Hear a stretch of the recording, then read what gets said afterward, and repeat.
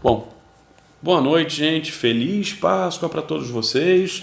E vamos começar aí a última aula antes da semana de prova, a última aula do último contrato que a gente vai trabalhar, dos aquisitivos onerosos para a prova, a primeira prova da gente. Então, só para a gente lembrar, a gente tem aquela parte geral, tem o panorama histórico, tem a questão dos princípios novos e tradicionais, as funções que eles realizam, hermenêutica positiva, negativa, a questão dos medidas de proteção aí da justiça contratual, do equilíbrio contratual, seja de revisão ou resolução contratual, todas aquelas medidas. Depois a gente entrou nos contratos aquisitivos onerosos, trabalhando com compra e venda. Compra e venda é uma matéria bastante extensa, com bastante cláusula especial, pacto adjeto, bastante situação de validade, situações próprias, né? Depois a gente trabalhou ainda em contratos aquisitivos onerosos, o contrato estimatório, que é a venda em consignação, e também trabalhamos o contrato de troca ou permuta. Fica faltando para a gente falar de contrato para aquisição de bens regulamentado pelo Código Civil ou por leis do direito privado, o contrato de alienação fiduciária. Ele ficou por último e separado dos demais, não foi por acaso. É um contrato bastante complexo, é um contrato que pode ter por objeto bens móveis ou imóveis, é uma relação que se inicia trilateral, embora se desenvolva nas relações negociais de forma bilateral, ela se inicia trilateral e ela envolve uma série de leis especiais, muito pouca coisa contra a alienação fiduciária. A gente vai encontrar regulamentação no Código Civil.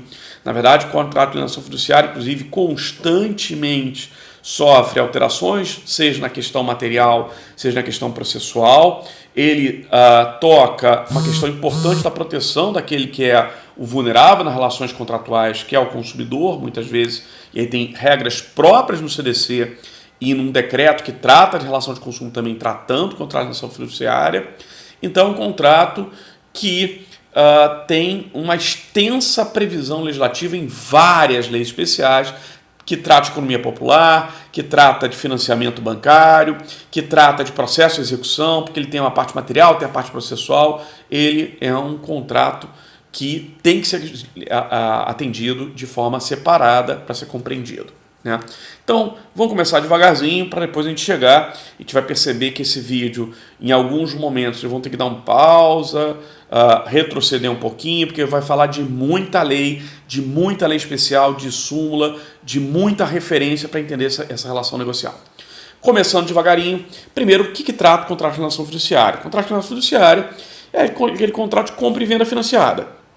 Basicamente é isso, é um contrato em que eu vou comprar um bem móvel ou imóvel, qualquer tipo de bem de consumo, de forma financiada e, portanto, ele se inicia como um contrato trilateral. Por que trilateral? Porque você tem de um lado o vendedor que quer vender o objeto, o bem de consumo imóvel ou móvel, você tem o comprador, e esse comprador, para poder adquirir esse bem, por uma questão de estratégia econômica desse comprador, ou por uma questão até de dificuldade de pagar esse bem que lhe interessa de maneira imediata, mas ele não tem grana suficiente, ele vai buscar uma instituição financeira que vai pagar para ele financiadamente. Então ela vai financiar a aquisição do bem, dividindo em prestações depois do pagamento desse financiamento, e toma por objeto de garantia desse financiamento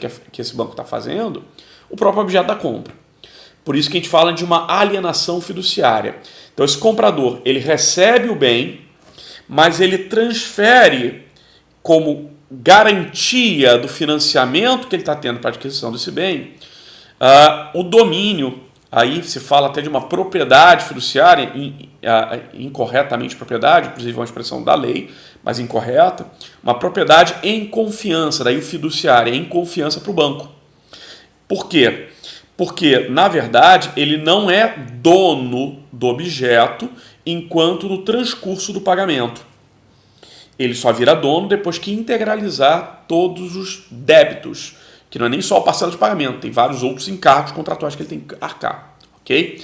Então, enquanto isto, o bem fica alienado a instituição financeira como objeto de garantia do financiamento que ela deu. Daí a ideia da alienação fiduciária. Eu alieno em fidúcia, expressão latina para confiança, para o banco. E esse banco, em troca, me dá o dinheiro para pagar de uma vez só. E combina comigo o parcelamento dessa dívida. Então, ele é um contrato de compra e venda financiada, em que inicialmente você tem um vendedor, esse vendedor entrega o bem e dali em diante sai da história. Né? Esse vendedor só vai aparecer ainda na relação contratual no caso de algum defeito do produto, de algum vício, e aí a responsabilidade do vendedor permanece. É a única parte jurídica que ainda permanece no vendedor, a questão da responsabilidade quanto ao objeto. De resto, o vendedor sai da história. Dali em diante, o contrato de relação fiduciária vai estar em sua dinâmica, envolvendo apenas as duas outras partes. Aquele que é o comprador, que passa a ser chamado de devedor fiduciante, porque ele transmitiu o bem em garantia.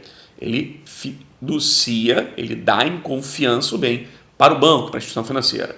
E a instituição financeira será chamada de credor fiduciário, que é aquele que recebe o bem na confiança de que vai ser paga as parcelas.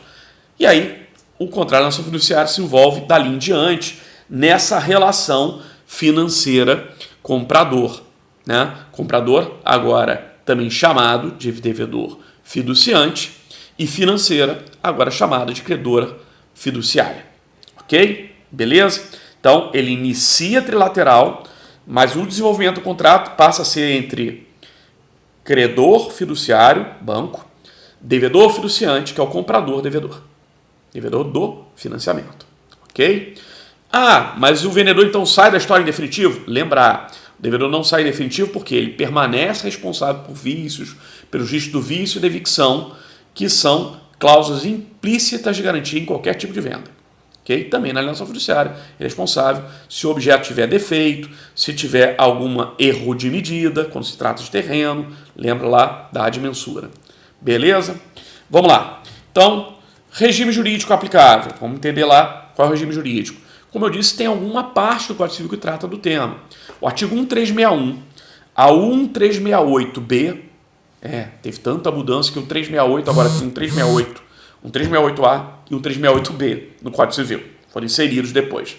Então, do 1361 a 1368B no Código Civil, a gente tem uma tradução aí do conceito, da dinâmica da propriedade fiduciária, embora esses dispositivos façam referência à propriedade fiduciária de bem móvel, de modo geral, e nos últimos dispositivos que foram acrescentados posteriormente, fala bem móvel e imóvel. Ok? Além dessa regra do Código Civil, a gente tem para bem móvel como regra ou lei de orientação principal, a gente vai ver que tem várias outras, mas a principal, a alienação fiduciária de bem móvel é regida pelo Decreto-Lei 911 de 1969, bem antiguinho. Ok? E, se tratando de alienação fiduciária de bem imóvel, a gente vai falar do uso principalmente, não é a única lei, da Lei 9.514 de 97. Beleza? Regime jurídico. A gente vai ver que tem várias outras regras, tem enunciado, tem súmula do STJ para dar com pau aí, que a gente vai trabalhar aí ao longo do tempo. Então, a gente vai ter um tratamento por várias leis especiais. O próprio Código Civil fala isso, que esse pouco espaço que ele tratou da propriedade fiduciária, no 1361 a 1368B, no 1368A ele fala, na verdade, o contrato de alienação fiduciária está tratado em leis especiais. Então, o próprio Código faz referência à propriedade fiduciária, traz algumas regras, mas já textualmente, expressamente no Código, ele fala, na verdade, a alienação fiduciária é em leis especiais. Ok? Então, bem móvel, Decreto-Lei 911, bem imóvel, a Lei 9.514 de 97. Vamos seguir? Objeto. Objeto contrário à alienação fiduciária é um bem que, de regra, tem que ser infungível, específico, determinado. A lei, inclusive, destaca essa ideia de que o bem tem que ser único, porque o bem é dado em garantia. É dado em garantia, mas fica na posse do devedor fiduciante. Então, para que essa garantia possa ser executada, tem que ser objeto infungível, único, especificado. E aí se fala, inclusive, se não tiver uma devida especificação, que passa a ser ônus do credor a apontar qual exatamente é o objeto dele. O que mais que a gente vai ter aí? Então, tem que ser um bem infungível, imóvel ou móvel, ok? Tem que ser bem de consumo? Não. O contrato de alienação fiduciária também se presta a relações empresariais, que notadamente tem um cunho paritário e, de regra, tirando aquela exceção da finalista mitigada, não se aplica o Código de Defesa do Consumidor. Okay? Então, nem sempre é bem de consumo. Eu posso fazer um contrato de alienação fiduciária para comprar um maquinário novo para minha indústria, mas não é tão comum como é o caso da alienação fiduciária para o bem de consumo. Por isso, há variadas regras que a gente vai ter no CDC, no Decreto 2181, tratando da proteção do lado mais fraco no contrato de alienação fiduciária, que é o devedor fiduciante, que é o comprador também. Okay? Então, comprador, devedor fiduciante, credor fiduciário é o banco. Beleza? Vamos insistir nisso, para a gente frisar essa ideia, porque a lei várias vezes fala essa referência a essas denominações. Vamos lá. Quem são as partes? Então, inicia vendedor, ele sai da história do contrato, porque já foi pago lá, já foi financiado, né? E passa a desenvolver uma relação aí, o comprador, que agora também chamado de devedor fiduciante, e a financeira ou banco, credor fiduciário. Ok? Algumas vezes, este vendedor tem relação conexa com o banco. E aí tem, diante da relação de consumo, uma solidariedade entre eles. Mas aí a questão da responsabilidade. A dinâmica contratual passa, depois que foi pago lá para o vendedor, a desenvolver-se apenas entre credor fiduciário e devedor fiduciante. Ok? Vamos lá. E aí como é que funciona a relação? O devedor fiduciante recebe o objeto dele antecipadamente. Essa é a vantagem da alienação fiduciária. Ele recebe, portanto, posse direta do bem e, com isto, também uso, gozo e fruição do bem. Disposição depende de expressa convenção com o credor. Não tem disposição de forma automática. Então, ele tem uso, gozo e fruição. Ele pode pegar o carro e já começar a usar. Pode usar a lancha e começar a usar. O apartamento e começar a morar. O lote de terreno e começar a construir. Mas ele não tem ainda disposição para terceiro como algo inerente. Ele depende de um ato de disposição e aceitação expressa do credor para que possa transferir para terceiros. Ok? Então, ele tem posse direta, uso, gozo e fruição do bem. Mas, além disso, ele também recebe o domínio útil do bem. O que significa isso? Que ele tem já o uso do bem e, uma coisa não tão boa para o devedor, que ele já assume o risco do perecimento do bem. Seja por furto, roubo, deterioração ou destruição, lhe foi antecipado, além da posse, o domínio. E aí segue aquela regrinha da máxima jurídica, res perit domino. Ele assume também o risco do perecimento do bem. Então, se o carro que eu estou financiando for furtado, roubado, eu continuo tendo que pagar. Se o apartamento for abaixo, o Palace 2 da vida, se a casa for incendiada, se o terreno desmoronar num terremoto, o prejuízo é meu. Porque eu assumi já o risco, eu já tenho domínio útil antecipado também. E o credor fiduciário? Eu disse que eu transferi para ele a propriedade fiduciária. Na verdade, não é propriedade. Lembra que se fosse propriedade, ele teria o bem no nome dele. Na verdade, o nome já ficou para o devedor. Então, é algo que a gente vai chamar de posse indireta e domínio direto. Cuidado com a expressão jurídica, ela confunde. Tá? Essa expressão aparece também em situações lá em direitos reais e em outros casos. Aqui em Vitória, aqui na Grande Vitória, é muito comum o pessoal ter imóvel que é em terreno de marinha. Quem mora em imóvel em terreno de marinha já deve ter ouvido essa expressão, domínio útil, domínio direto. Domínio útil era aquele que tem a posse direta, que está usando bem, tem domínio útil. E a união do terreno de marinha tem o domínio direto e posse indireta. O que é domínio direto, então? É o direito maior, o poder maior. Tá? Mas não é, embora a expressão diga domínio direto, e por isso confunde com posse direta, o domínio direto não é daquele que está fisicamente com o bem. O domínio direto é apenas o domínio jurídico maior sobre o bem. Tá? Por isso que a gente vai dizer, o credor fiduciário tem posse indireta. Ele não está com o bem na mão dele. E domínio direto. Domínio direto, traduzam, não é estar fisicamente com o bem. Domínio direto é ter um poder maior sobre o bem. Ok? Terreno de marinha, mesmo raciocínio que a gente fez na alienação fiduciária. Então, devedor fiduciante recebe posse direta, uso, gozo, fruição. Disposição depende de acordo da outra parte. E também o domínio útil, já pode usar, já está fisicamente com o bem. O credor fiduciário, o banco, fica com o quê? Com a posse indireta e com o domínio direto. O domínio direto tem nada a ver com a física da coisa. O domínio direto é um poder maior sobre a coisa. Beleza? Vamos seguir então. Essa regra aí da divisão dos poderes sobre o bem em alienação fiduciária tem vários dispositivos que tratam deles. A gente vai ver no parágrafo 2º 1361 do Código Civil essa expressão.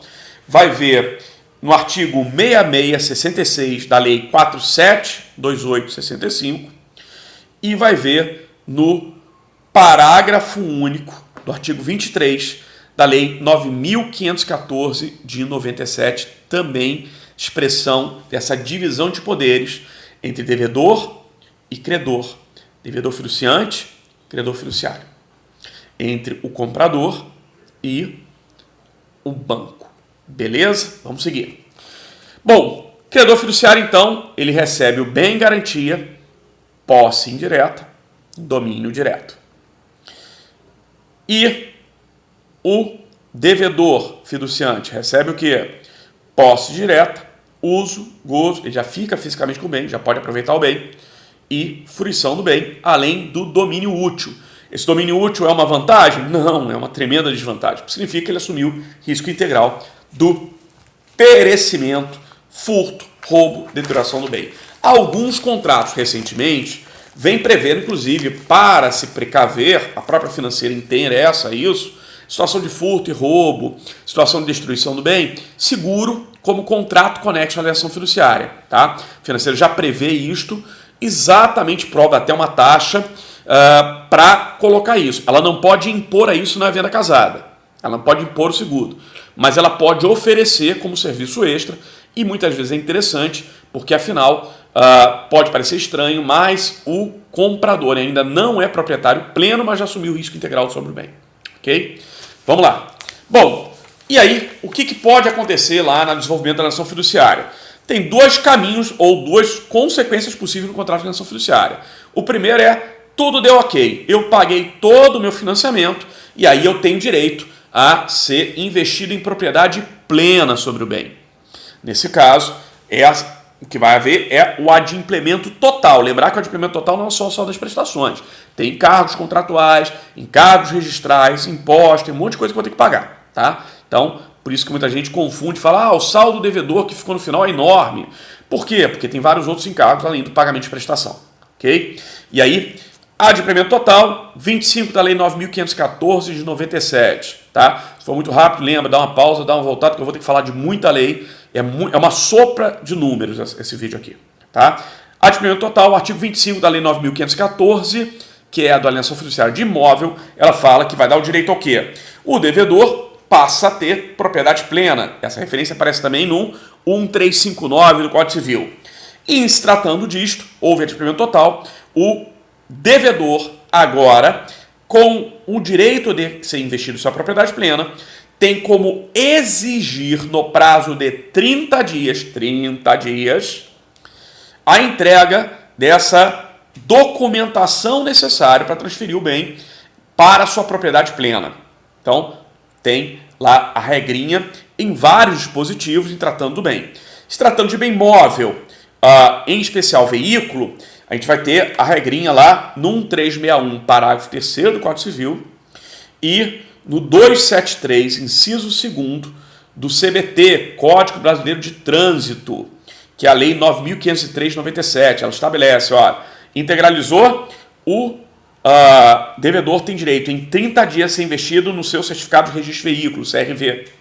Então, eu tenho lá a licenciamento lá, inclusive está lá o gravame, esse veículo está alienado fiduciariamente, tem lá exatamente declarado lá no meu veículo lá, dizendo isto. O meu CRV vai ser levantar esse gravame, esse registro que tem lá na minha carteirinha no momento que eu integralizei o meu débito. E eu tenho como exigir, por lei, em 30 dias, o direito de levantamento desse gravame para a minha investidura em propriedade plena. Imóvel, onde é que está expresso também? Também 30 dias. Mesmo prazo, 30 dias também para imóvel. Propriedade plena tem que ser transferida e registrada, documentada, definida. A aliança fiduciária termina com o adimplemento total. E aí o credor tem que em 30 dias entregar a documentação. Artigo 25, parágrafos 1º e 2º da Lei 9.514 de 97. E aí a 9.514 é até mais exigente.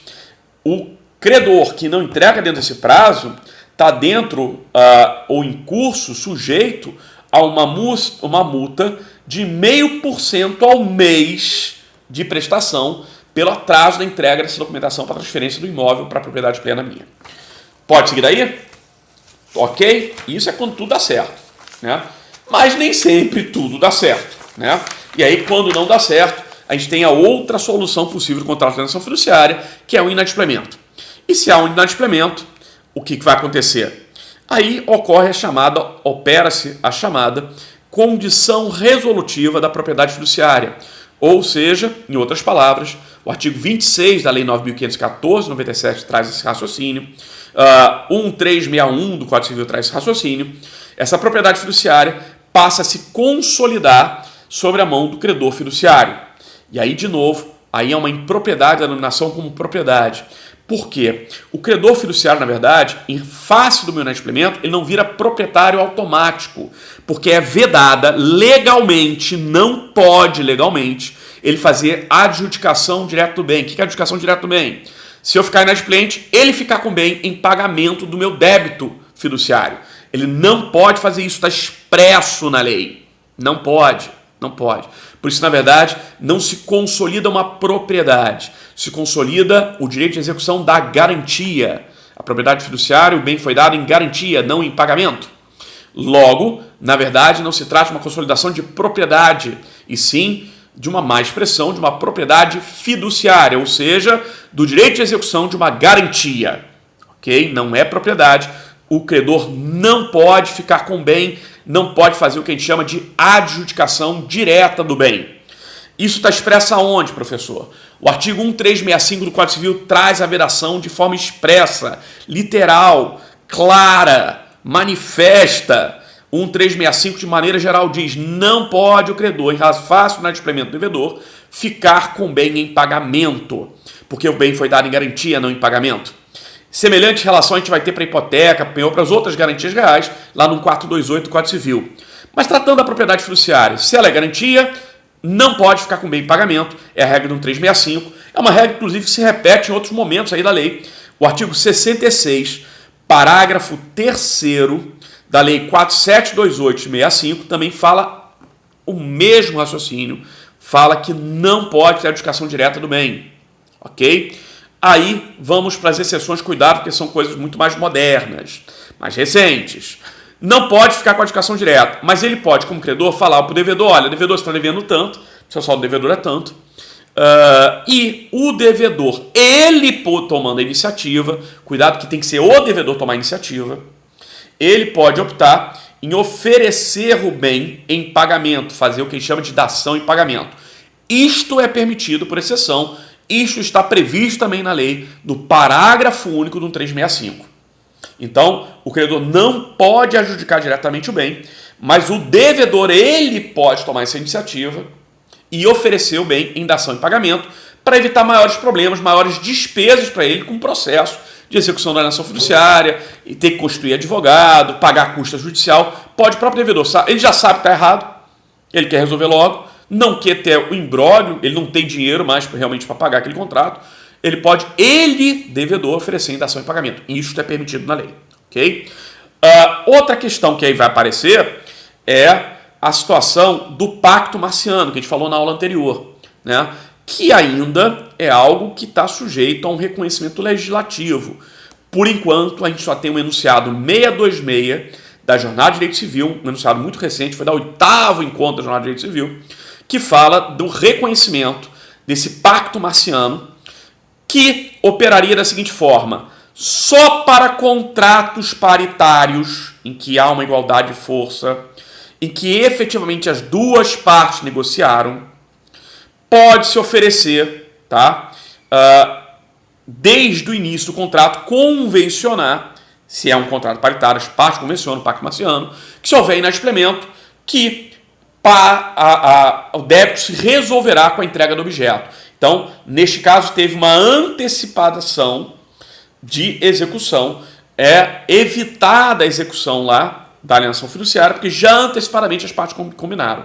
Isso só vale para contratos paritários, notadamente empresariais, que está uma igualdade de força, e a única referência legislativa que ampara essa medida é o artigo 421 do Código Civil, depois da Lei de Liberdade Privada, da Liberdade Econômica, que fala que as relações negociais também se regem, principalmente as paritárias, se regem pela possibilidade de disposição, liberdade e autonomia privada das partes.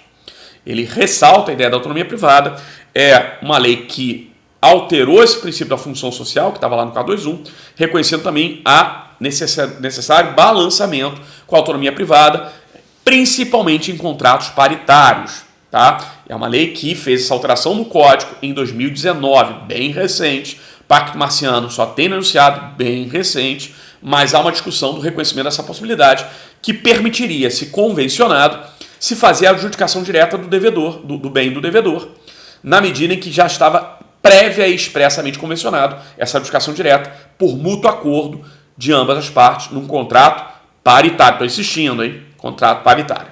Ok? Tirando essa situação especialíssima do Pacto Marciano, tirando a situação especialíssima do próprio devedor oferecendo dação em pagamento, a regra é obrigatório ao credor fiduciário fazer o que a gente chama de processo licitatório de execução do bem dado em garantia. Ou seja, ele tem que fazer leilão. Ele tem que buscar o melhor preço possível para o bem dado em garantia, para evitar maiores prejuízos ao devedor, que muitas vezes adimpliu com outras prestações. Então, se vai buscar o processo licitatório. O processo licitatório é a ideia de que há um concurso de preços com terceiros, é o leilão. Ok? Seja imóvel, seja bem imóvel, tem que ser feito o processo licitatório, tirando as exceções da dação em pagamento, tirando a outra exceção do Pacto Marciano. São situações muito especiais. Ok? E aí, como é que é feito esse leilão? Esse leilão tem que ser para o processo judicial, leilão judicial? Não! Outra mudança recente aí do Código de Processo Civil é que o leilão, se prévia e expressamente convencionado, pode se dar fora da justiça, não ser judicial, pode se dar de maneira extrajudicial. É o chamado leilão por iniciativa particular, previsto no Código de Processo Civil, artigos 879 e 880. E também, aí, em especial, o Decreto-Lei 911, de 69, no seu artigo 2º, e a Lei 9.514 de 97, no parágrafo 8º do artigo 26. Sei que é uma sopa de números e a gente nem começou ainda direito a falar dessa sopa de números todos. Bom, vamos seguir então? Dúvidas aí por enquanto? O passo a passo desse processo, dessa parte processual da alienação fiduciária, eu vou deixar lá mais para o finalzinho do vídeo, porque esse passo a passo é algo que eu quero resolver com vocês depois de ter resolvido a parte do direito material. Para resolver a parte do direito material, então definimos que as partes do contrato são o vendedor, que normalmente sai da história da dinâmica contratual, embora permaneça responsável, inclusive solidariamente, fundamentalmente e em essência, quando inclusive esse vendedor tem uma relação conexa com a financeira, ele continua responsável, mas que, notoriamente, a relação negocial se desenvolve entre duas partes. Dali em diante, é a financeira, como credora fiduciária, e o devedor fiduciante, que é o comprador. Beleza até aí? Mas é possível essa relação negocial envolver outras pessoas, outras partes. Em que casos? Também estão situações especiais em que vão ter outros figurantes nesse nosso palco, nesse nosso teatro aí da alienação fiduciária. Que outras partes podem aparecer? Pode haver, em alguns casos, mais de um credor fiduciário, tá? Lembra que não sempre é contrato de consumo, contrato de maquinário, contrato de instalação, de parque industrial, é uma coisa muito cara e muitas vezes pode ter mais de um credor fiduciário, mais de uma financeira está atuando aí. E aí o que a gente tem é uma dupla garantia fiduciária.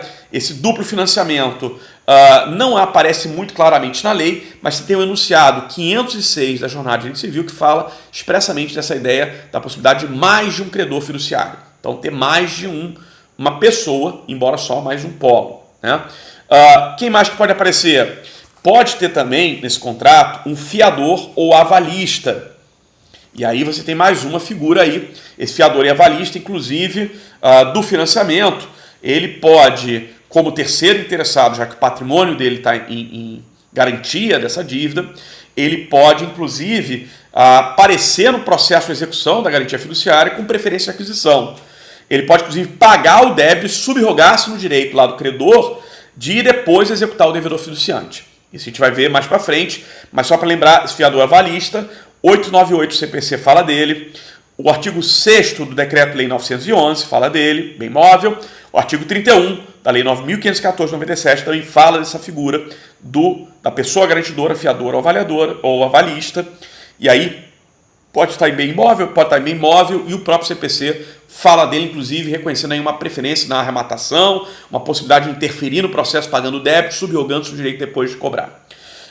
Terceira figura nova aí que pode aparecer no contrato, o cônjuge, ou o cônjuge, esposa, ou marido, ou companheiro, ou companheira, ele pode figurar no contrato, em especial vai aparecer nos contratos quando se trata de uma fiduciária de bem imóvel, porque aí a questão da comunicação de bens pelo casamento pode importar na necessidade, inclusive, de assinatura do contrato, participação do cônjuge ou companheiro. Ok? E aí ele também, por sua vez, pode e deve figurar no processo de execução da garantia. A gente vai mais para frente ver no passo a passo, na parte processual da nação fiduciária, como é que ele aparece. Referência aí ao cônjuge como figurante desses nossos protagonistas, nesse nosso palco da nação fiduciária, junto com os outros figurantes, fiador, avalista ou outro credor fiduciário, está o cônjuge aí também previsto na lei 1368 do Código Civil, 1647, inciso 1º do Código Civil, a súmula 134 do Superior Tribunal de Justiça, STJ, o artigo 3º, parágrafos 1º e 2º do Decreto-Lei 911, do bem imóvel, e o artigo 843, parágrafo 2º do CPC, que vai falar do cônjuge, especialmente na questão da execução aí.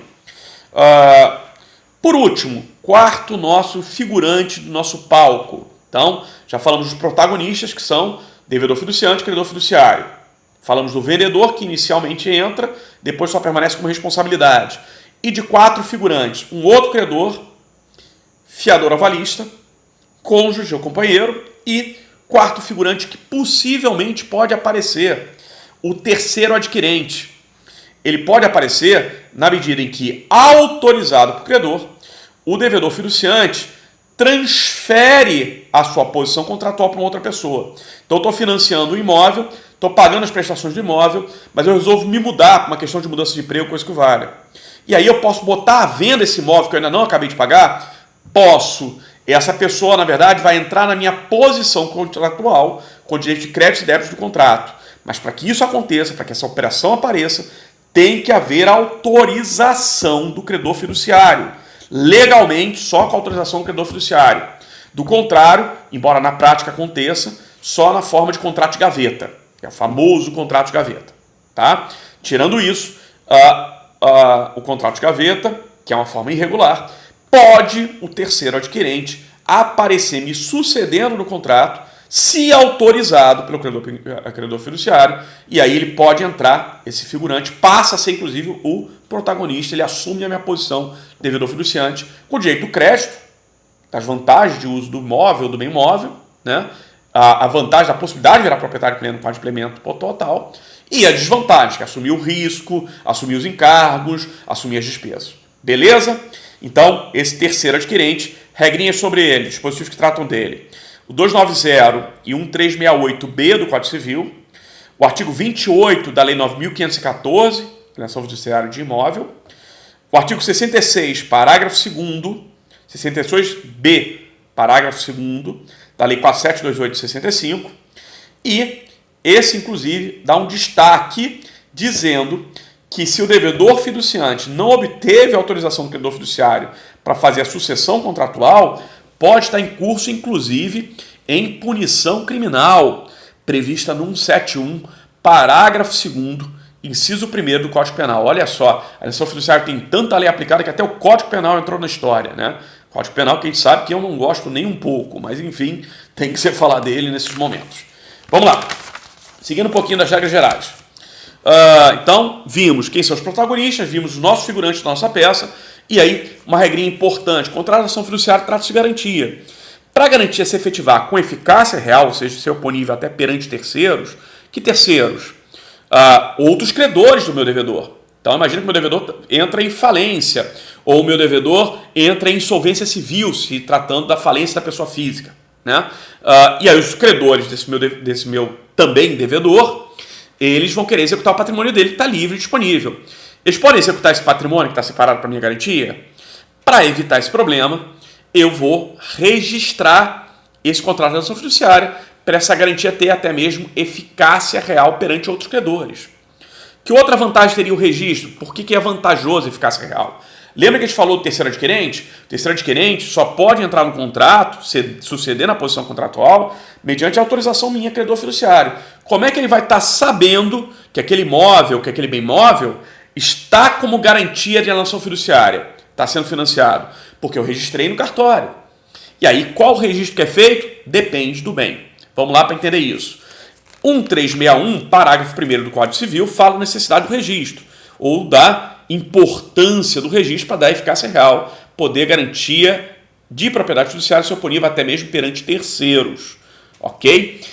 Em se tratando de imóvel, onde é que a gente vai registrar? Bem móvel, a gente registra cartório de títulos e documentos. Então, se eu estou falando da aquisição de um bem móvel, eu vou registrar isso no cartório de títulos e documentos, artigo 129, 5º da Lei de Registros Públicos, ok? E se tratando de veículo, é o único bem móvel que eu vou fazer um destaque. A gente tem decisões do STF dizendo isso, decisão do recurso extraordinário 611-639 do Rio, julgado em 2015, e de duas ações diretas de inconstitucionalidade que foram julgadas no mesmo ato judicial, que é a ADIM 4227 e a ADIM 4333, que diz que, em se tratando de veículo, não é obrigatório o registro cartório dos documentos, ele é dispensável, que o registro de veículo do contrato de ação fiduciária de registro deve ser feito no RENAVAM, Registro Nacional de Veículos Automotores. Isso vai estar definido lá no artigo 123 e 124 do Código Brasileiro de Trânsito, Lei 9.503. Tem uma resolução do COTRAN, do Conselho de Trânsito, a resolução CONTRAN 689/2017, e amparou essa decisão do STF duas leis federais, a lei de consórcio e uma outra lei de mercado de capitais, que falavam desse registro RENAVAM para veículo, que é o artigo 14, parágrafo 7º da lei 11.795/2008 e o artigo 6º da lei 11.882 de também 2008. Beleza? Então, em se tratando de ação fiduciária, contrato de ação fiduciária, bem móvel, cartório de títulos e documentos, é a regra geral 129, 5º LRP. Veículo, RENAVAM. É por exceção, e aí decisão do STF é importante, porque 1361, parágrafo 1º do Código Civil, falava bem imóvel, todos os títulos e documentos, aí a gente viu essa exceção aí para o veículo. Ok? Imóvel, onde é que eu registro contrato de alienação fiduciária para dar eficácia real? 167, inciso 1º, número 35 da Lei de Registro Público, no RGI, Registro Geral de Imóveis. Contrato de alienação fiduciária, ele é regulado, extremamente regulado por várias leis especiais. Ele é, inclusive, objeto, lembra do que a gente já falou lá no panorama histórico, de várias leis, de um momento de dirigismo contratual estatal. O que vai significar isso? Esse contrato de alienação fiduciária, ele envolve notadamente relações de consumo. Já dissemos que não necessariamente vai ser relação de consumo, mas grande parte do contrato de alienação fiduciária são regidos como relação de consumo e, portanto, estão sujeitos a uma série de leis, de normas de ordem pública de proteção do devedor, que muitas vezes, reconhecido por essas várias leis especiais, por vários mecanismos de proteção, é a parte mais fraca da relação. Por esta razão, a gente vai ter aí o contrato de alienação fiduciária definido em lei, uma série de informações, de detalhes que obrigatoriamente devem constar no contrato. Essas séries de informações diz respeito não só à questão do dever lateral de devida informação com clareza e transparência que aparece no CDC, lá no artigo 6º, inciso 3º, 4º, inciso 4º, 30 e 46 do CDC, como também por essas várias leis especiais, mesmo não se tratando de contrato de consumo, por ser contrato de alienação fiduciária, tem que ser colocada esse monte de informação que vai trazer maior clareza de como é que vai funcionar as relações econômicas do devedor fiduciário, devedor fiduciante e credor fiduciário. Ok? Então, o que tem que estar constante no contrato de alienação fiduciária para ele ser regido corretamente conforme essas várias leis especiais? Vou começar a falar delas. Então, primeira coisa, a questão do preço tem que estar muito clara. Então, tem que estar definido o valor do preço com e sem financiamento, para ficar claro, inclusive, para o devedor fiduciante, se ele optar por uma situação de amortização de dívida, o que é isso? Antecipação de pagamento, quais os descontos, fica mais claro com essa comparação do com financiamento e sem financiamento, qual o valor que está embutido ali, tá? De juros, de encargos contratuais que está embutido. Então, é obrigatório ao credor fiduciário informar qual é o preço líquido, sem todos os encargos contratuais, e o preço bruto com todos. Então, sem e com financiamento, de forma que o devedor, de forma mais clara, pode até visualizar o que ele está pagando a mais, além do pagamento do valor do bem. Isto facilita no momento que ele resolver fazer uma amortização, antecipação de débito, para pedir o desconto desses encargos e juros, ele sabe mais ou menos qual é a diferença que está de pagamento aí. Ok? Então, ele tem o direito de definição do preço com e sem financiamento. O preço não pode ser de modo geral e universal. Tem que definir também local e data do pagamento. Isso normalmente qualquer contrato de compra e venda vai ter. Tem que ter a definição do valor de entrada em separado, o que é o sinal de pagamento e as consequências do que é sinal de pagamento, aquela figura das arras confirmatórias, para ele saber claramente o que ele corre o risco de perder se desistir do contrato no meio do caminho, que é a finalidade das nossas arras confirmatórias. Lembram disso? O sinal do pagamento, se eu resolver desistir, eu perco ele. Eu consigo o resto, mas o sinal eu vou perder. Tem que estar definido lá o número e a periodicidade e o prazo das prestações. O que mais tem que estar definido? Em se tratando de imóvel, o valor separado da corretagem também tem que estar definido. Isso, inclusive, é expresso em lei. Isso geralmente é muito descumprido. Tá? O 67A, inciso 1º da Lei 4591 de 64, determina isso. E isso foi determinado, e não é por acaso 67A, isso foi acrescido na 4591, por uma lei recente, o artigo 2º da Lei 13786 de 2018, determinou que o valor de corretagem tem que aparecer separado, expresso, claramente, para que o credor dê a devida informação ao devedor fiduciante de quanto que ele está pagando para a operação de corretagem. Okay? O que mais tem que aparecer? Eventual multa moratória, cláusula penal por atraso de pagamento, tem que estar expressa, e aí o CDC, inclusive, pré-define um valor máximo. Em contrato de alienação fiduciária, o máximo que pode se cobrar de multa de cláusula penal moratória por atraso, inadimplemento parcial, é de 2% do valor da prestação. Não pode ser maior que isso, está expresso na lei 52, parágrafo 1º do CDC, e artigo 22, inciso 19 do decreto 2181 de 97. Ok? Pode seguir daí? Outra informação importante, só para a gente lembrar lá de teoria geral dos contratos, é que essa cláusula penal moratória pode ter uma redução proporcional, se eu cheguei a pagar parte lá da prestação, na medida e da proporção do que eu adimpli, tem uma redução proporcional aí da multa moratória.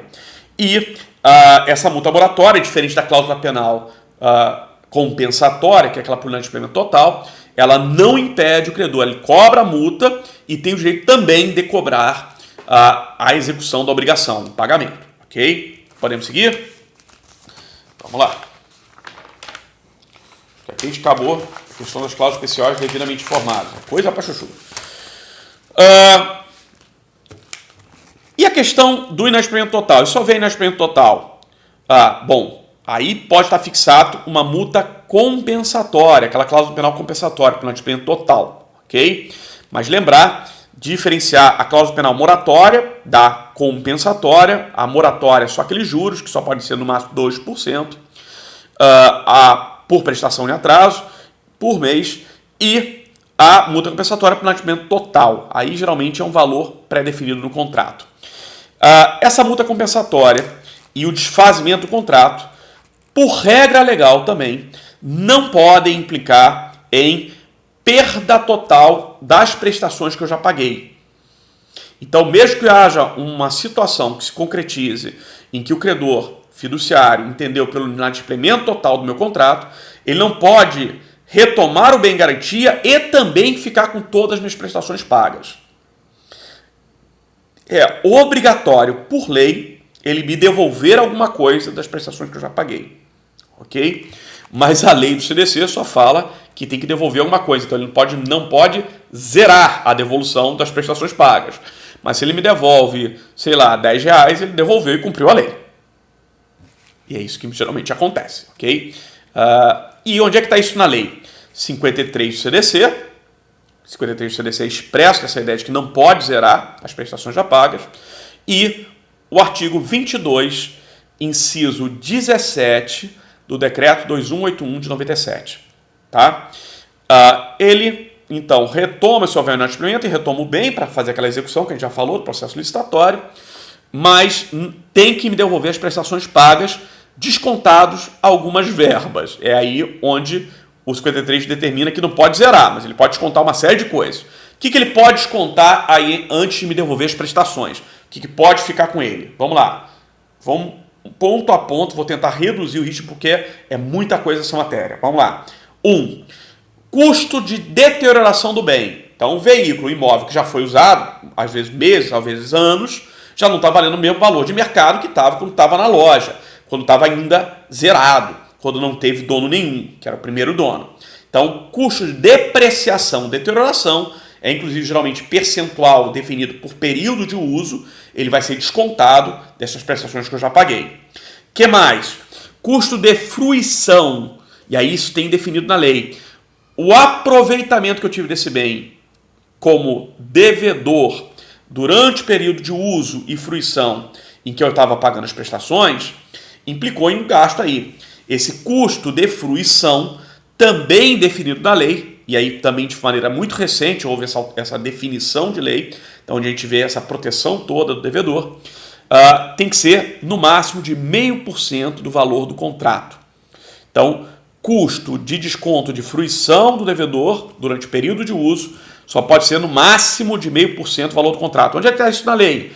Artigo 67A, parágrafo 2º, inciso 3º, da Lei 4591 de 64, esse dispositivo aí foi acrescentado 4591, já é indicativo que tem o 67A, em vez de ser 67 comum, pela Lei 13786, ok? Então, primeira coisa que ele vai descontar, custo de depreciação ou deterioração e custo de fruição, beleza? O que mais que ele vai conseguir descontar lá no que ele tem que devolver? Custos judiciais da execução, o custo que ele teve para botar advogado, pagar pelo processo, custos judiciais e tudo mais, ele também pode cobrar, o credor também pode cobrar. 27, parágrafo 3º, inciso 2º da Lei 9.514 de 97. O que mais que ele vai te cobrar? Juros, multas e encargos contratuais. Então, várias taxas, algumas inclusive você pode contestar posteriormente, lembra aquela aula de taxas como irregulares, várias questões de juros, aí juros como lucros frustrados, as multas, inclusive a multa compensatória, mais para frente a gente vai falar na questão do imóvel, tem regra própria, ok? Esses juros, multas e encargos contratuais estão previstos aí essa possibilidade de desconto do 27, parágrafo 3º, inciso 1º, da Lei 9.514 de 97, imóvel, e no artigo 2º, parágrafo 1º, Decreto-Lei 911 de 69, para móveis, ok? O que mais? O que mais que ele vai descontar? Imposto, taxa, encargo, até despesa de condomínio do teu período de uso é tua cobrança. até o fim da tua posse direta como devedor, o credor vai te cobrar, porque estava contigo na posse direta. Então é encargo seu, encargo tributário, encargo condominial, taxa de coleta de resíduo sólido, IPTU, ITR, quando for rural, foro de marinha, todo e qualquer encargo ligado ao bem que foi dado para você, IPVA, o que seja do bem, vai ser cobrado de você enquanto você tinha posse direta do bem, ok? Isso também está previsto em lei 27, parágrafo 8º da lei 9.514 de 97 e o artigo 2º da lei 4591 de 64, beleza? O que mais que pode ser cobrado de você? O custo da corretagem, especialmente para imóvel, 67A, inciso 1º da lei 9.514 de 97, artigos 2º e 3º da lei 13786 de 2008 e o artigo 26A, inciso 3º da lei 6766 de 76. O que mais que pode ser cobrado de você? Tá bom, né? Já cobrou bastante coisa. E aí, o que eles te devolvem quando quebram a alienação fiduciária? Quase nada. Quase nada. Eles não podem zerar por causa do 53 do CDC, por causa do 2217 do decreto 2181, não pode zerar, mas vai descontar tanta coisa que quase nada é retornado. Ironicamente, o problema que se dá muitas vezes judicial é que muitas vezes o credor tenta forçar a barra e, descumprindo o CDC, vai além da cobrança, não só te zera, como te negativa, te joga até mais débito. Isso ele não pode. Ok? Que mais que a gente vai ter aí de regrinha importante contra a alienação fiduciária? Contra a alienação fiduciária, ele permite o exercício, como qualquer compra e venda, do direito de arrependimento quando não se tratar de contrato em que eu faço uma compra de maneira presencial, que tem um prazo reflexivo. Então, se eu comprei por internet, se eu comprei por correspondência, se eu comprei por venda porta a porta, o objeto da alienação fiduciária, eu tenho direito de arrependimento previsto lá no 49 do CDC. Mas além do 49 do CDC, esse direito de arrependimento aparece em outras regras jurídicas. E aí a gente vê também o decreto do e-commerce, também falando desse direito de arrependimento, no artigo 1º, inciso 3º e artigo 5º. Qual é o número do decreto do e-commerce? Decreto 7962 de 2013. Esse vale para bem móvel e imóvel, tá? Se tratou de relação de consumo, 49 do CDC, e o 1º, inciso 3º e o 5º do decreto de e-commerce. Ambos me prevêem um direito de desistir do contrato sem pagar nenhuma multa, sem nenhum encargo, a partir do momento que recebo o bem, posse direta do bem, mais 7 dias. É o direito de arrependimento. Mas além disso, além desse direito de arrependimento que vale para bem móvel e imóvel, em se tratando de imóvel em que muitas vezes eu compro no estande de venda do corretor, há uma regra própria também aí muito recente da Lei 13786, que também prevê direito de arrependimento especificamente para esse caso da compra no estande do corretor. Artigo 2º da Lei 13786 de 2018 previu essa possibilidade de direito de arrependimento também em 7 dias na compra de imóvel no estande do corretor de imóvel, e esse artigo 2º da Lei 13786 altera aí a Lei 4591, acrescentando essa possibilidade em que dispositivos? Então vamos lá. Da Lei 4591 de 64, artigos 35A, parágrafo 8º, 67A, parágrafos 10º e 12º. Esses são os dispositivos que foram acrescentados, alterados na Lei 4591 por causa do artigo 2º da Lei 13786, prevendo aí o direito de arrependimento na compra de estande de corretor, em estande de corretor, então por não presencial, de imóvel, também aí sem pagar nada. Para fechar a questão lá do inadimplemento, quando se trata de bem imóvel, a multa compensatória, ou seja, aquela que não é de mero atraso, não é multa de cláusula penal moratória, cláusula penal compensatória por inadimplemento, também tem uma definição de limite por lei especial, tá? De novo, a 13786 fez uma definição aí importante, a famosa lei de distrato de compra e venda de imóvel, ela define aí regrinhas importantes de limitação da multa por inadimplemento total, a multa de cláusula penal compensatória. Definindo o seguinte, não pode essa multa, definida no contrato, ultrapassar 25% do valor da quantia paga no contrato da compra do imóvel. Então, a multa máxima por inadimplemento total, cláusula penal compensatória, só pode ter o valor de 25% do valor do contrato.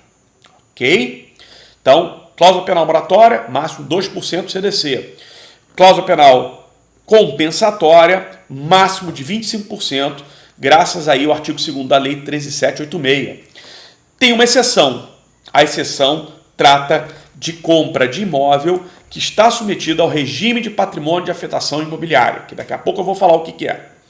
Nesse caso especialíssimo de compra de imóvel que tem essa garantia especial legal do regime de patrimônio de afetação imobiliária, a multa pode ser em dobro, pode ser até no máximo de 50%. Tá? Mas é porque o regime de patrimônio de afetação imobiliária implica no equilíbrio contratual com demais compradores. A gente já vai entender por quê. Então, essa regrinha do máximo dessa multa de inadimplemento, da multa compensatória, definida em lei em que artigos? Vamos lá? 67A, inciso 2º e parágrafo 5º da Lei 4591 de 64, que foi determinado pelo artigo 2º da Lei 13786 de 2018. Para entender por que essa multa compensatória vai para 50%, dobra o limite dela, quando se trata de regime de patrimônio de afetação imobiliária, a gente tem que entender o que é o regime de patrimônio de afetação imobiliária. E aí, esse regime especial é uma forma de dar uma garantia para os compradores de um imóvel em construção ou um loteamento de imóvel que ainda está sendo implantado e fiscalizado, ainda não teve a BITSE, não teve autorização da prefeitura ou da municipalidade. Esse imóvel que está comprado ainda na planta, lembra da promessa de venda de imóvel? Que está comprado ainda na planta, o lote comprado ainda na planta, ainda está se legalizando, e aí, portanto, não tem escritura pública. Ele, ainda em construção, pode sofrer um problema. É o problema que aconteceu com o pessoal lá do famoso caso Encol, em que essa grande construtora, a maior construtora da América Latina de sua época, quebrou. E aí, quando quebrou, qual o problema que surgiu? Imagina que eu era promitente comprador. Lembra que eu ainda não tinha o contrato, que eu ainda estava em construção lá o edifício da Encol, tá? E aí, eu promitente comprador do imóvel, a Encol quebra, o imóvel não está totalmente completado, ou às vezes só está na fundação, ou está no esqueleto. Tem imóvel lá em Bento Ferreira que é exatamente o caso lá, né, em frente à padaria lá, em frente antigamente à padaria Panier, né, tinha lá o esqueletozinho do imóvel. Tem muito imóvel de Vila Velha que ficou lá perto da Praia do Morro, também tinha alguns imóveis da Encol que ficaram aí. E aí, o que aconteceu? O cara que estava comprando, a empresa Encol quebrou, e aí ocorre falência da empresa e concurso de credores. O promitente comprador é um credor de que tipo quando se trata de falência? Qual o tipo de crédito que um promitente comprador tem contra uma construtora, incorporadora imobiliária? É um crédito sem nenhum tipo de garantia. Ele é um credor de que tipo? Quirografário. Lembra o credor quirografário? Né? O ferrado, para não dizer outra palavra menos educada. Ele é o ferrado. Né? Ele é o último da fila do concurso de credores. E aí, esses vários condôminos, promitentes compradores dos imóveis da Encol, ficaram sem o dinheiro que já tinham adiantado, né? Já tinham feito pagamento de várias prestações, ou quando não integralizaram todas as prestações, não conseguiram executar e o prédio estava lá no esqueleto. O que aconteceu nesse caso Encol? Muitos deles se ajuntaram em Vila Velha, teve 2 prédios que aconteceu isso, se juntaram, fizeram um arranjo deles, pagaram segunda vez, né, para concluir a obra, contrataram uma outra construtora, terminaram a obra para diminuir o prejuízo deles. Ok? Pensando nisto, o legislador publicou a Lei 10.931 de 2004, que criou o regime de afetação imobiliária, o patrimônio de afetação imobiliária. Tá? Essa Lei 10.931 de 2004 criou alterações na Lei de Incorporação Imobiliária, a Lei 4591 de 64, estabelecendo novos artigos que cuidam desse instituto, o artigo 31A ao 31F.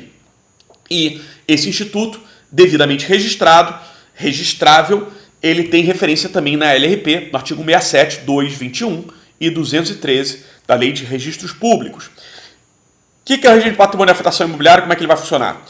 Nesse caso, agora, um regime instituído por lei, embora o regime seja facultativo, a construtora incorporadora não é obrigada a adotá-lo, mas quem adota cria um grande benefício para o emitente comprador e algo que ela pode divulgar, né? Tem várias construtoras aí, a Ross, Quintela, várias construtoras aqui no mercado imobiliário capixaba já adotaram essa figura, dão o nome de garantia total, dão os nomes mais rebuscados, mas é o regime de patrimônio da afetação. É o regime pelo qual a construtora vai separar parte do seu patrimônio econômico, vai botar numa conta, inclusive as construtoras têm constituído, não é obrigatório, a lei não exige isso, mas as construtoras têm feito isso, tem constituído uma sociedade de propósito especial, uma SPE, com um novo CNPJ para deixar clara essa separação patrimonial. E esse patrimônio ele é registrado em cartório com uma finalidade, por isso que a gente chama de patrimônio afetado, que é a construção daquele prédio, que é a construção daquele loteamento. Então esse patrimônio fica separado, garantindo a quem compra, por uma prestação de contas que deve se dar mensalmente, né, para a comissão dos condôminos, que aquele imóvel, por mais que a construtora e a incorporadora vá quebrar, mesmo que ela quebre, entre em falência, aquele patrimônio separado vai servir para concluir o prédio deles. Então é uma garantia de conclusão e entrega do imóvel. É muito legal o instituto, tá? E é uma ótima propaganda para construtores e incorporadores. Tem muitos que têm adotado porque é uma ótima propaganda. Nem toda construtora adotou, a incorporadora não adotou, porque embora previsto em lei, a lei previu de maneira facultativa. E por que a lei previu de maneira facultativa um instituto tão legal para o mercado comprador, para os consumidores? Porque a maioria das construtoras não tem cacife, vive de capital de giro, né? Que a gente chama de efeito pedalada. Ela vai construindo um prédio, vai vendendo as unidades, se capitaliza, já vai construindo 2 outros prédios, depois vai construir mais 4 prédios. Então está sempre capital de giro. Elas não tem capital para imobilizar em patrimônio de afetação. Se criasse essa lei, o regime de forma obrigatória, geraria um problema enorme para pequenas e médias construtoras e incorporadoras, poderia quebrar o mercado. Então por isso tentou-se criar um sistema facultativo. Ok? Então o sistema é facultativo, mas se eu adotar, se a construtora e incorporadora que eu faço parte adotar o regime de patrimônio de afetação, ele, embora facultativo, ele é irretratável. Adotei, fiz a separação patrimonial, eu não posso pegar mais esse patrimônio para outro fim, dar outro uso para esse patrimônio, que não a conclusão da obra. Beleza? Vamos lá. Continuando o patrimônio de afetação imobiliário, ele é um patrimônio que é, portanto, constituído por separação patrimonial, é um regime facultativo, é irretratável, mas não é para usar uma expressão, eu sei que incorreta na língua portuguesa, de um ministro não muito saudoso, ele não é imexível. O que significa não ser imexível? Esse patrimônio, ele, quando ele é afetado, ele conta com o dinheiro que foi colocado lá para essa construção, mas além disto, é colocado no patrimônio de afetação o dinheiro que vai entrar ao longo do tempo com a venda de unidades. Então esse patrimônio de afetação vai ganhar créditos ao longo do tempo que está vendendo na planta algumas unidades. Então o patrimônio de afetação pode estar definido que o resultado da venda de unidades também vai compô-lo. Vai entrar também como crédito aí, reforçando o patrimônio de afetação que pode iniciar pequeno. E vai se construindo aí o patrimônio de afetação. Ok? Então ele vai entrar dinheiro com a venda, isso é permitido, inclusive é algo que tem que estar declarado na Constituição do patrimônio de afetação, e vai sair também, senão esse patrimônio não fica congelado, não é uma garantia como penhor, hipoteca ou um depósito judicial que fica parado, tá? Vai sendo utilizado para a sua finalidade, para a sua afetação. Na medida que eu vou construindo o imóvel, vai gastando também a conta. Então, vai entrar venda de unidade lá, compondo maior garantia, vai sair à medida que eu vou usar para a sua finalidade, que é construir o prédio, construir a casa ou o loteamento. Ok? Então, esse regime de patrimônio de afetação é uma garantia da conclusão da obra, ele é regido por lei especial, que alterou a 4591, deve ser registrado em cartório, é uma separação de patrimônio da construtora para garantia de conclusão da obra, e ele é um regime facultativo, irretratável, mas não é imexível. Vai começar a se mexer lá à medida que vai sendo feitas e, quando concluída a obra, se sobrar patrimônio, aí a construtora pode voltar ao patrimônio inicial dela. Se não concluída a obra, os condôminos vão pegar esse patrimônio para contratar uma outra construtora, para dar um fim lá, para dar uma solução e diminuir o prejuízo deles. Vou dar uma parada aqui, vou fazer um outro vídeo depois para a parte processual da alienação fiduciária. Então, direito material, terminamos aqui em alienação fiduciária, a parte do direito material da alienação fiduciária. Ok?